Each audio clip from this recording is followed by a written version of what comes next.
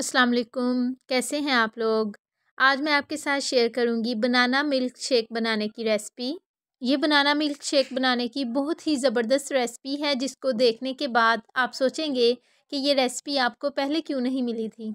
अगर आपको मेरी आज की रेसिपी अच्छी लगे तो इसे लाइक और अपने फ्रेंड्स के साथ भी ज़रूर शेयर कीजिएगा। तो चले फिर बनाना मिल्क शेक बनाना स्टार्ट करते हैं। बनाना मिल्क शेक बनाने के लिए हमें सबसे पहले चाहिए बनानास को पील ऑफ करके 1 बाय 1 ब्लेंडर में ऐड करते जाएंगे। और बनानास की क्वांटिटी आप अपने शेक की क्वांटिटी के हिसाब से रख सकते हैं। बनानास में 1/4 ग्लास मिल्क ऐड करेंगे और इनको ब्लेंड कर लेंगे। बनानास को पहले ब्लेंड करने से बनाना शेक बहुत ही ज़्यादा क्रीमी और टेस्टी बनेगा।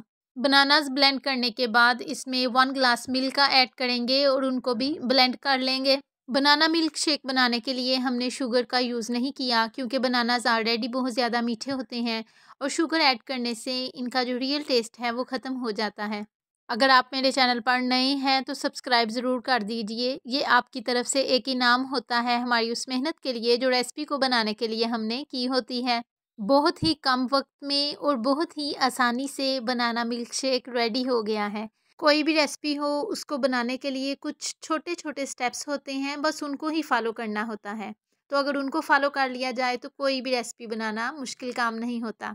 ये बनाना मिल्क शेक बनाने की बहुत ज़्यादा इजी रेसिपी है और इसका जायका मार्केट के बनाना शेक से भी ज़्यादा अच्छा होता है और ये वैसे भी प्योर होममेड होता है।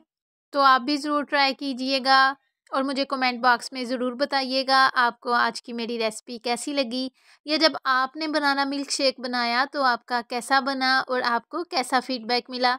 मुझे आपके कमेंट का वेट रहेगा। अल्लाह हाफिज़।